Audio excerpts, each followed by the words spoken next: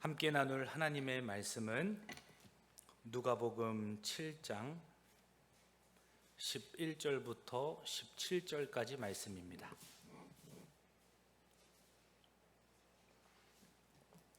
누가복음 7장 11절부터 17절까지 말씀입니다.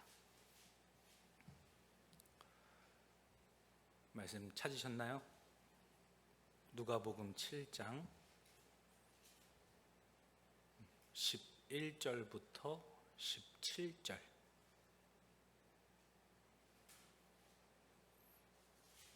신약성경 101쪽에 있어요.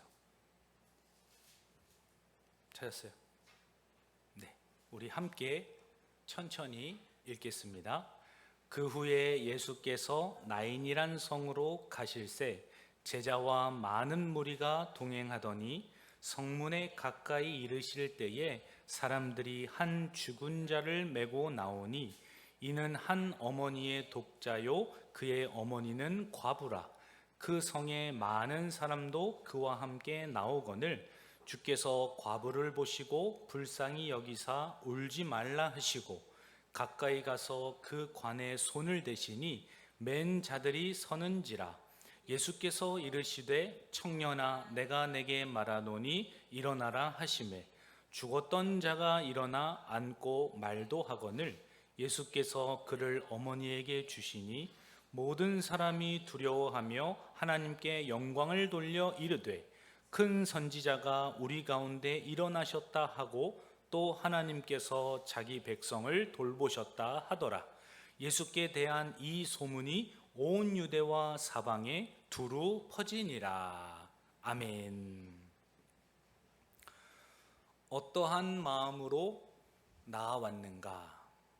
라는 제목으로 말씀을 전하고자 합니다.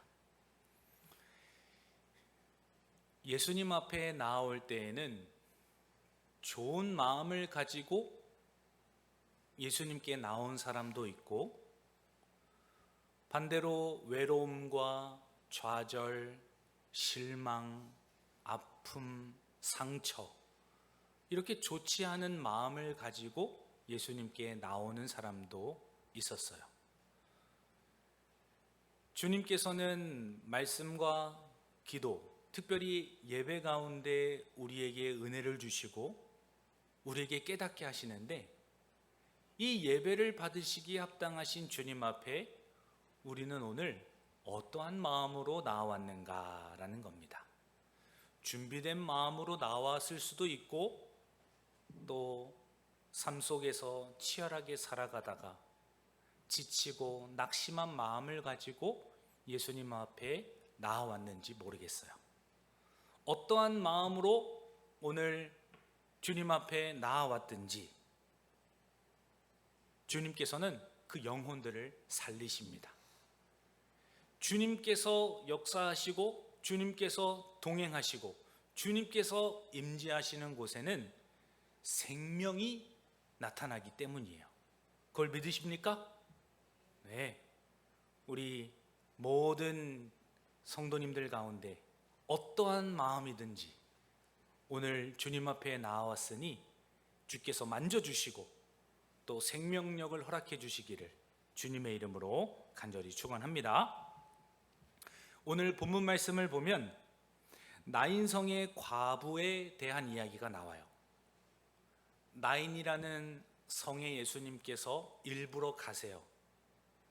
그리고 그 성문에 이르렀을 때에 한 과부, 남편이 없는 한 과부가 울면서 장례를 하고 있었습니다. 누구의 장례였냐면 하나밖에 없는 독자 아들의 장례였어요. 남편도 잃고 하나밖에 없는 아들까지 장례해야 하는 그 상황에 예수님께서 나인 성문 앞에 이르렀다라는 겁니다. 생각만 해도 너무나 가슴이 아프고 상상하기도 싫은 그런 일이에요. 배우자를 잃어버리고 배우자가 먼저 아내보다 먼저 죽고 또 하나밖에 없는 아들까지도 먼저 죽은 그러한 상황 속에서 예수님을 만나게 된다라는 겁니다. 준비되지 않았고 예수님께 와달라고 부탁하지도 않았어요.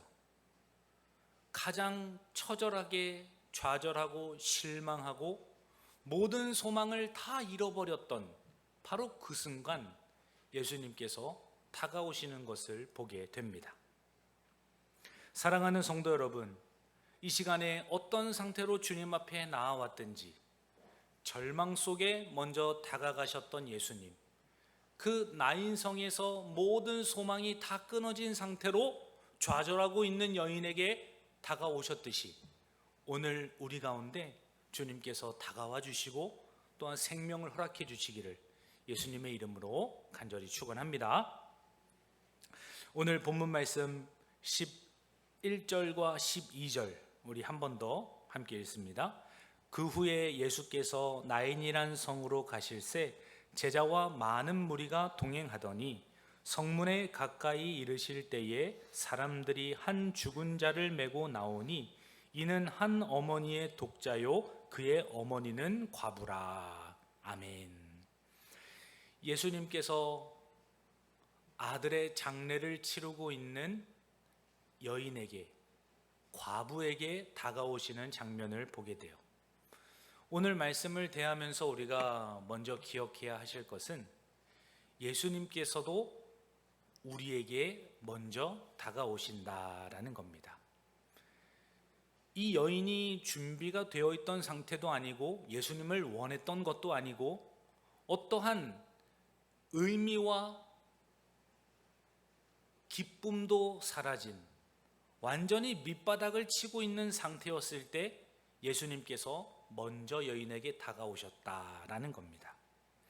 예수님께서는 제자들과 많은 무리가 동행한 상태로 나인성 성문에 가까이 이르렀다라고 오늘 본문은 설명하고 있어요. 예수님께서는 목적 없이 발걸음을 옮기시는 분이 아닙니다.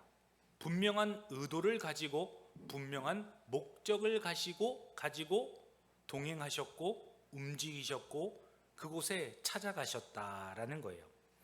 제자들과 많은 무리들을 동행하여서 이 부지런히 움직이신 겁니다. 혼자 가실 수도 있는데 많은 사람들과 함께 그 절망과 좌절에 빠져 있는 여인에게 찾아가신 이유가 있었다라는 겁니다. 바로 한 영혼을 살리시기 위한 주님의 의도가 거기에 있었기 때문이에요. 사람을 살리고 생명을 주고자 찾아가셨다라는 겁니다. 우리 함께 말씀 한 구절 찾아보기를 원합니다. 에베소서 2장 1절과 2절 말씀이에요. 에베소서 2장 1절과 2절입니다.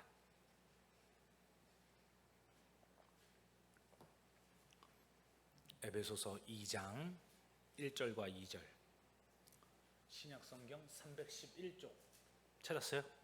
에베소서 2장 1절과 2절 함께 읽습니다. 그는 허물과 죄로 죽었던 너희를 살리셨도다. 그때의 너희는 그 가운데서 행하여 이 세상 풍조를 따르고 공중의 권세 잡은 자를 따랐으니 곧 지금 불순종의 아들들 가운데서 역사하는 영이라. 아멘. 예수님께서 역사하시는 곳에는 언제나 생명이 살아납니다. 허물과 죄로 죽었던 우리를 살리시기 위해서 예수님께서는 오셨어요. 그러한 의도를 가지고 역사하시는 분으로서 여인에게 찾아가셨고 우리들에게 찾아오신다라는 겁니다. 세상의 풍조와 영적 어두움에 눌려있는 우리의 삶을 보게 하세요. 각자 나이대마다 다가오는 고난과 어려움들이 있어요. 우리 학생 시기 때에는 가장 괴롭고 힘든 일이 뭘까요? 공부, 친구들을 사귀는 일, 이러한 학업과 관련된 스트레스가 너무나도 많아요. 나는 놀고 싶은데 공부도 해야 하고, 밥 먹기 싫은데 또 성장해야 하니까 억지로 먹어야 하고, 그럴 때가 얼마나 많은지 몰라요. 조금 더 나이가 든 청년이 되면은 직장의 문제, 이성의 문제, 결혼의 문제, 이러한 미래의 앞으로 어떻게 아름다운 가정을 꾸려 나갈까, 또 꿈을 어떻게 펼쳐 나갈까, 여기에 대해서 많은 에너지를 쏟는 것을 보게 돼요. 결혼을 해서도 마찬가지이죠. 자녀를 낳고 양육하고 또 의식주의 문제를 해결해야 하는 문제들, 이 세상에 휩쓸려서 살아가다 보면은 우리가 공중의 권세 잡은 자들을 따라서 살아갈 때가 얼마나 많은지 몰라요. 예수님을 먼저 바라보고 그분을 선택하는 삶을 살아야 하는데, 우리의 삶을 보면 녹록지 않은 현실로 인하여서 세상의 풍조를 따라 살아갈 때가 너무 많다라는 겁니다. 그러나 우리 주님께서는 그러한 눌려있는 우리들을 살리시기 위하여서 생명력을 주시고자 우리를 이 자리에 부르셨고, 또 그러한 영혼들에게 찾아가셨다라는 거예요. 사랑하는 성도 여러분, 우리가 어떠한 외부의 압력과 어려움 때문에 마음이 기가 죽고 눌려있고 주님께로 기쁜 마음으로 나아가지 못하는지 주님은 알고 계세요.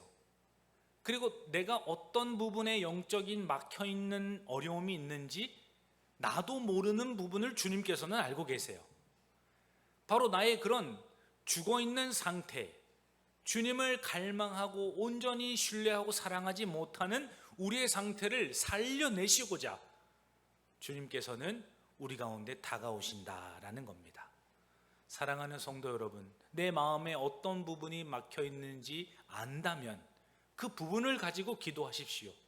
그러나 알지 못하는 이 답답함과 괴로움 때문에 나의 신앙이 주저하고 있고 침체기를 겪고 있다면, 나도 모르는 그 죄와 허물과 막혀있던 문제들을 주님께서 풀어주시고 해결해 주시기를 오늘 이 수요기도회 가운데 기도하시는, 살아계신 주님 앞에 나아가시는 저와 성도님들 되시기를 예수님의 이름으로 간절히 축원합니다.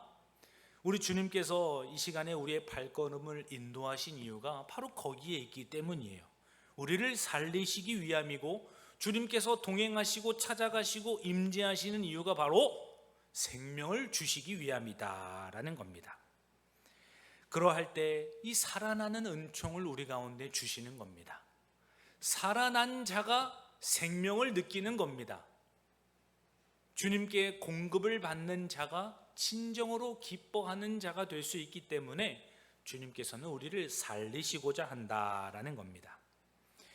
예수님께서는 나인성 성문에 가까이 이르세요. 이 주권적으로 그 여인을 택하여 부르시고 구원하시고자, 그리고 많은 성도들 가운데 여호와 하나님의 영광을 드러내시고자 하나님께서는 의도적으로 주권적인 구원의 역사를 이루어 가십니다.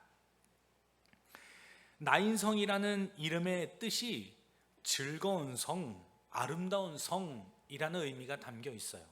그게 나인이라는 단어의 의미입니다. 이런 아름다운 성, 이름만, 명성만 그러해요. 실제는 어떠합니까? 현재 사람들이 한 죽은 청년을 메고 나왔습니다. 죽음 앞에 슬퍼하고 있었고, 온 성 자체가 눈물과 절망 가운데 장례를 치르고 있는 그러한 순간이었다라는 거예요. 모세 율법에 의하면은 죽은 시체나 환자들은 성 밖에 머물거나 성 밖에 무덤에 매장하도록 되어 있어요. 장례를 치르고자 성 밖으로 이 죽은 청년을 데리고 가고 있는 상황이었다라는 겁니다. 우리 함께 말씀 한 구절 찾아보기를 원합니다. 민수기 5장 2절과 3절입니다.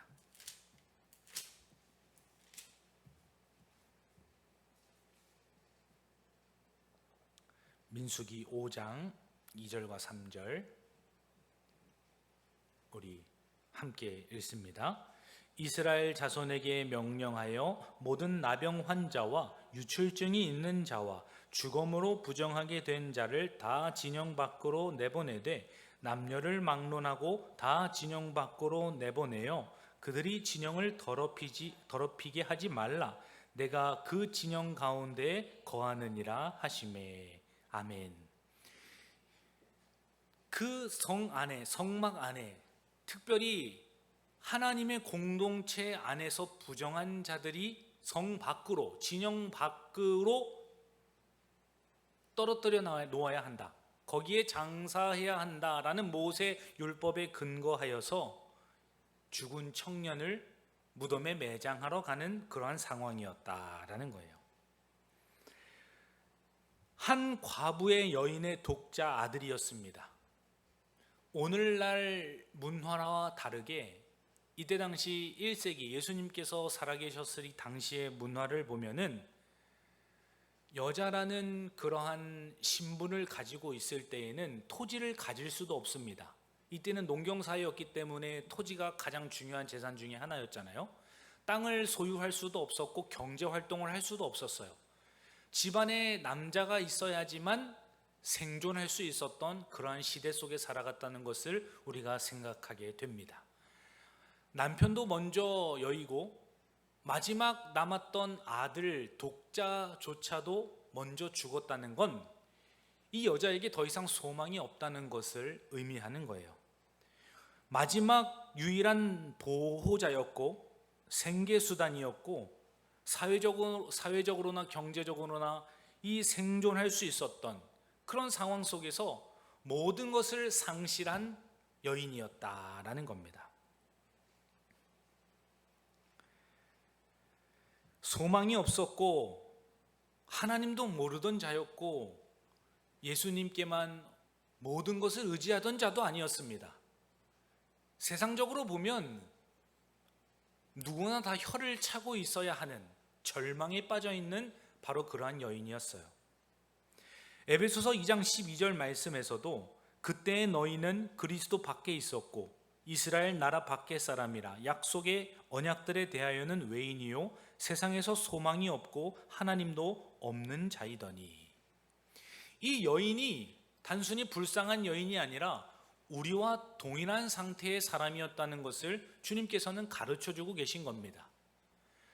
죄와 허물로 죽음을 향해 가고 있던 자였고 소망이 없었고 진정한 기쁨과 만족이 없었던 우리들, 살아있으나 살아있지 못한 우리들에게 주님께서 다가오시고 찾아오셨던 것처럼 아무런 소망이 없는 이 여인에게 지금 주님께서 다가가고 계신 본문이다라는 거예요.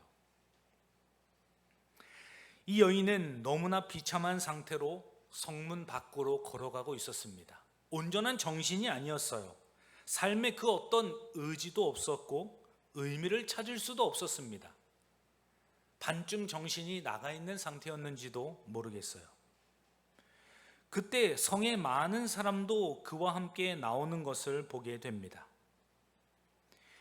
예수님께서는 이렇게 준비되지 않고 예수님을 갈망하지도 않고 뭐 대단한 업적이 있거나 자랑거리도 있지 않았던 이 여인을 주목하셨기 때문에 나인성까지 의도를 가지고 찾아오셨다라는 겁니다. 이사야서 65장 1절과 2절입니다.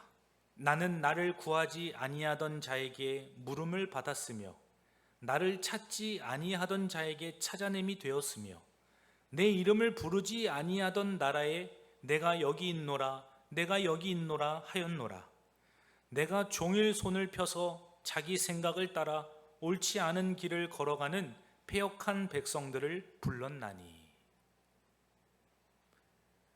예수님께서 임재하시는 이유, 찾아오시고 다가가시는 이유가 바로 패역한 우리들을 살리시기 위함이고 종일 손을 펴서 내가 여기 있노라 내가 여기 있노라 내 이름을 부르지도 않고 나를 구하지도 않고 나를 찾지도 않는 너희들에게 내가 왔노라, 그렇게 계속해서 고백하시는 분이 여호와 하나님이라는 것을 깨닫게 하십니다. 이 나인성 과부는 예수님께 고쳐달라고 부르짖지도 못했습니다. 올 것을 기대하지도 않았어요. 절망에 빠져 있는 이 여인에게 예수님께서 먼저 찾아오신 것입니다. 사랑하는 성도 여러분, 오늘 이 기도의 시간 가운데에도 우리는 예수님을 찾지 않아요. 예수님을 부르지 않습니다. 예수님을 마음으로 원하지 않아요. 그러나 그러한 이 와중에도 주님은 내가 여기 있노라, 내가 여기 있노라, 내가 종일 손을 펴서 너를 향해 손을 펴고 있노라. 주님께서는 이 시간에도 우리에게 초청하시고 말씀하신다라는 겁니다. 요한일서 4장 10절에도 사랑은 여기 있으니 우리가 하나님을 사랑한 것이 아니요 하나님이 우리를 사랑하사 우리 죄를 속하기 위하여 화목제물로 그 아들을 보내셨음이라 말씀하세요. 우리가 하나님을 사랑하지 않았을 바로 그때에, 사랑할 마음도 없는 바로 그때에 하나님께서 우리를 사랑하사 우리 죄를 속하기 위하여서 화목제물을 우리에게 보내주셨다라고 말씀합니다. 사랑하는 성도 여러분, 이 구원사역이라는 것은 하나님의 주권적인 그 손 아래에서 일어나는 일들이라는 것을 우리가 기억해야 해요. 기도의 자리에 우리를 부르시는 이유, 계속해서 주님께로 어떻게 해서든 방향을 돌이키게 하시는 이유가 바로 손을 펴서 이 시간에도 우리를 부르고 계시는 그 주님의 은혜 때문이다라는 겁니다. 혹시 오늘 절망 가운데 있습니까? 모든 소망이 끊어져서 삶의 의미를 찾지 못하고 어떠한 의지도 없는 상황이라면 주님께서 손을 펴고 계신 이 순간 주님의 손을 붙잡고 이 나인성의 여인처럼 생명을 얻고 주님 앞에 영광 돌리시는 그런 우리 성도님들 되시기를 예수님의 이름으로 간절히 축원합니다. 우리가 두 번째로 볼 것은 예수님께서 이 성문에 들어가셔서 사람들이 관을 메고 오는 그 상황에서 여인아 울지 말아라 위로하시면서 그 관에 손을 대고 청년이여 일어나라 라고 말씀하세요. 완전 장례 분위기와 장례 행렬에서 예수님은 상황을 반전시키시는 겁니다. 장례의 행렬을 축제의 행렬로 바꾸세요. 놀라운 주님의 반전이 이어서 본문에 드러나고 있습니다. 오늘 본문 13절부터 14절까지 15절까지 13절부터 15절까지 함께 한 번 더 읽습니다. 주께서 과부를 보시고 불쌍히 여기사 울지 말라 하시고 가까이 가서 그 관에 손을 대시니 맨 자들이 서는지라. 예수께서 이르시되 청년아 내가 내게 말하노니 일어나라 하시매 죽었던 자가 일어나고 앉고 말도 하거든 예수께서 그를 어머니에게 주시니. 아멘. 예수님께서 과부를 보시면서 불쌍히 여기십니다. 얼마나 울었으면 예수님께서 여인아 이제 그만 울어라 라고 말씀하십니다. 긍휼과 자비로 주님께서 찾아오시고 택하시고 사랑을 보이시는 본문이다라는 거예요. 주님께서도 늘 말씀하셨어요. 요한복음 15장 16절에서 너희가 나를 택한 것이 아니요 내가 너희를 택하여 세웠나니. 주님께서 사랑하는 자를 찾아가셨고 다가가셨고 그를 택하여 부르셨다라고 말씀하지 않습니까? 여인을 보며 함께 아파하시는 예수님의 모습을 보게 돼요. 모든 사람이 소망이 없다, 본인 스스로도 절망 가운데 빠져있던 이 여인을 예수님께서는 사랑하십니다. 그리고 택하시고 아들을 치유하시면서 상황을 완전히 변화시키시는 것을 보게 되지 않습니까? 예수님께서는 언제 울었나 생각해 보게 되면 나사로가 죽었다는 소식을 듣고 예수님이 너무나 마음이 슬퍼서 우셨다. 성경에서는 그렇게 기록을 합니다. 너무나 사랑하기 때문에 눈물을 흘리신 예수님에 대한 이야기가 나와요. 우리 찾아보기를 원합니다. 요한복음 11장 33절부터 35절입니다. 요한복음 11장 33절부터 35절입니다. 요한복음 11장 33절부터 35절 함께 읽습니다. 예수께서 그가 우는 것과 또 함께 온 유대인들이 우는 것을 보시고 심령의 비통이 여기시고 불쌍히 여기사 이르시되 그를 어디 두었느냐 이르되 주여 와서 보시옵소서 하니 예수께서 눈물을 흘리시더라. 아멘.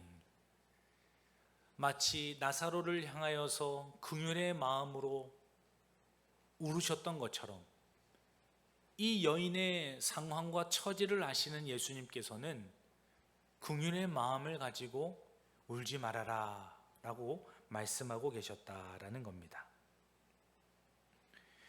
그러한 상황 속에서 관에 손을 대시니 맨 자들이 멈추니라 라고 기록하고 있어요. 모세 율법에 근거하면은 죽은 시체나 관을 만진 사람은 부정한 사람입니다.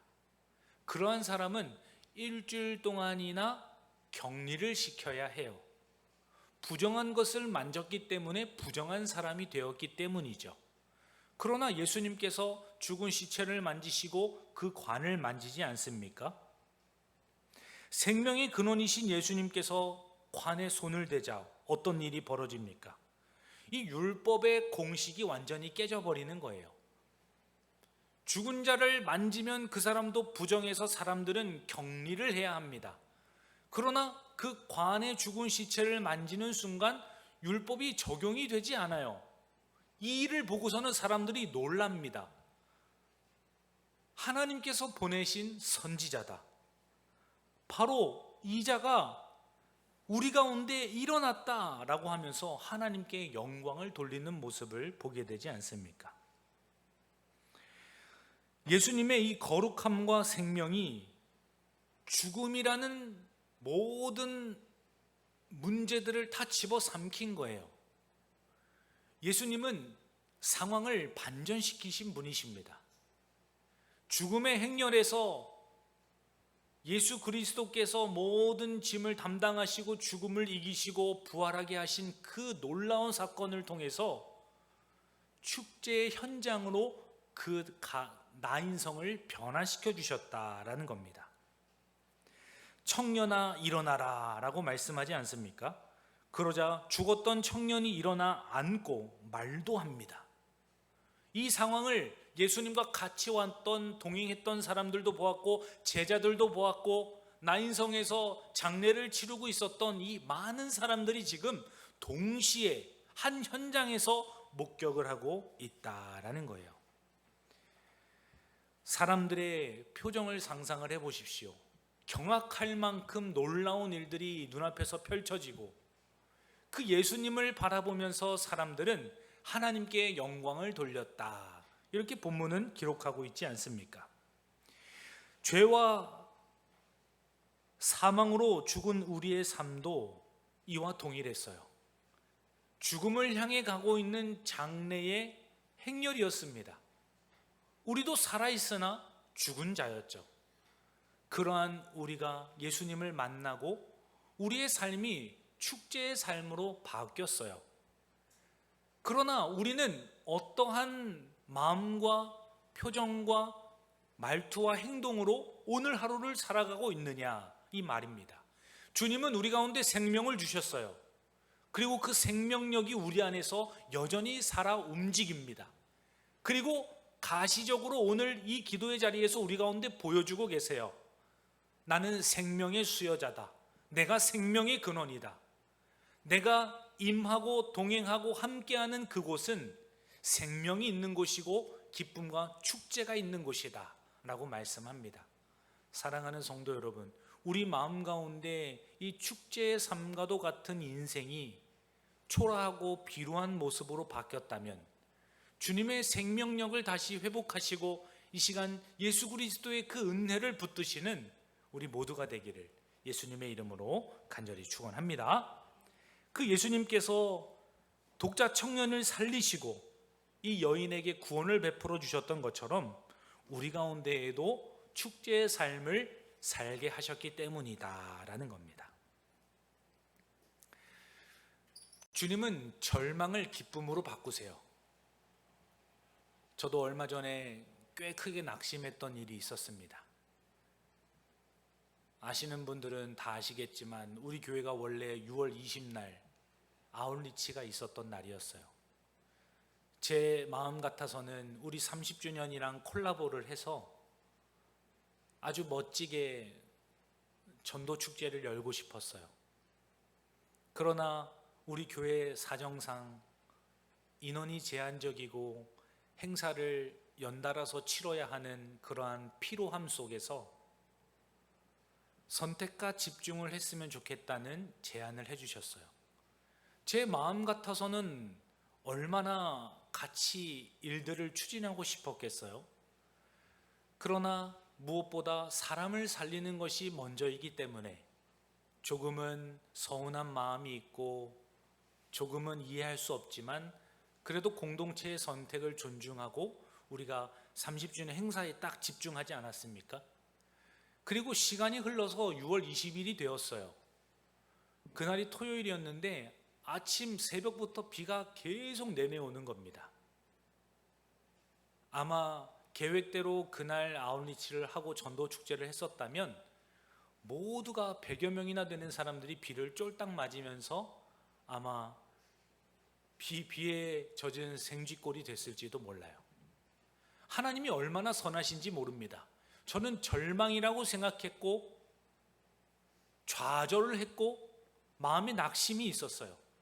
그러나 그 하루에 대해 하나님의 날씨를 주관하시고 또 이른비를 내리시면서 그 가운데 공동체를 사랑하고 계심을, 또 이 연약한 영혼을 주님께서 반전시켜 주시는 그 경험을 하게 되었다라는 겁니다. 그 주님께서는 우리의 상황을 반전시키시는 분이에요. 좌절했던 저의 마음도 축제의 환희로 변화시켜 주셨던 그 주님이 오늘 살아계셔서 우리의 마음을 바꾸시고 우리의 상황을 반전시키시며 삶 가운데 주님의 생명력으로 함께해 주신다라는 겁니다. 사랑하는 성도 여러분, 어떠한 상황 속에서 어려움과 좌절이 있더라도 주님께서 주시는 생명력을 가지고 다시 그 자리에서 일어나시고 주님과 함께 축제의 기쁨의 자리에서 즐기시는, 영광 돌리시는 저와 우리 성도님들 되시기를 예수님의 이름으로 간절히 축원합니다. 마지막으로 주님께서 하신 일은 무엇입니까? 오늘 본문 말씀 16절과 17절 함께 읽습니다. 모든 사람이 두려워하며 하나님께 영광을 돌려 이르되 큰 선지자가 우리 가운데 일어나셨다 하고 또 하나님께서 자기 백성을 돌보셨다 하더라. 예수께 대한 이 소문이 온 유대와 사방에 두루 퍼지니라. 아멘. 예수님께서는 사람들을 변화시키셨습니다. 예수님께서 먼저 다가오셨고 상황을 반전시키셨고 그 일들을 통해 사람들을 변화시켜 주셨어요. 주변에 있던 동행했던 사람들도 변했고 죽었던 청년도 살아납니다. 과부였던 여인도 이제는 기쁨과 환희 속에서 축제의 현장을 즐기고 있지 않습니까? 이렇듯 예수님의 목적은 사람이 변화되는 것을 주님께서는 의도하고 계신다라는 겁니다. 예수님의 목적은 영혼들이 하나님께로 가까이 나아가게 하시기 위한 것이기 때문이에요. 상황을 반전하자 많은 사람들이 하나님을 찬송하지 않습니까? 모든 사람이 두려워하며 하나님께 영광을 돌립니다. 이것이 바로 예수님께서 택하여 부르신 이유이기 때문이에요. 우리 마지막으로 말씀 한 구절 찾아보기를 원합니다. 요한복음 15장 16절입니다. 요한복음 15장 16절 함께 읽습니다. 너희가 나를 택한 것이 아니요 내가 너희를 택하여 세웠나니 이는 너희로 가서 열매를 맺게 하고 또 너희 열매가 항상 있게 하여 내 이름으로 아버지께 무엇을 구하든지 다 받게 하려 함이라. 아멘. 예수님께서 택하셔서 세우십니다. 그리고 너희로 가서 열매를 맺게 하고 라고 말씀하셔요. 예수님께서 우리에게 다가오시고 우리의 삶에 반전을 주신 이유는 우리를 다시 보내시기 위함입니다. 우리를 세상 속으로, 다시 가정으로, 일터로 우리를 보내셔서 열매를 맺게 하시기 위함이고, 또 그 열매를 통하여서 아버지께 무엇을 구하든지 다 받게 하려 함이라 라고 말하고 있어요. 예수님의 의도, 예수님께서 택하신 이유는 우리를 다시 세상으로 파송하기 위함이고 하나님께 온전함으로 나아가게 하시기 위함이다 라는 겁니다. 사랑하는 성도 여러분, 예수님을 바라보면서 사람들은 큰 선지자를 일으키셨다, 자기 백성을 돌보셨다, 이렇게 고백하지 않습니까? 이 소문이 온 유대와 사방에 퍼집니다. 우리의 삶도 이러해야 합니다. 예수님의 의도에 따라서 사람들이 예수님께로 인도되어야 해요. 예수님께 인도해야 하는 이유는 결과적으로 하나님께 나아가기 위함입니다. 예수님께서 자신에게 나오게 하신 이유가 하나님을 믿게 하시기 위함이었어요. 그러면 우리의 의도는 무엇이어야 합니까? 예수 그리스도께로 나아가도록 우리가 도와야 한다라는 겁니다. 예수 그리스도께로 나아가는 자가 하나님께 나아갈 수가 있기 때문이에요. 사랑하는 성도 여러분, 오늘 우리가 사람을 변화시키시는 이 예수님의 말씀 앞에 어디를 향하여 나아가고 있습니까?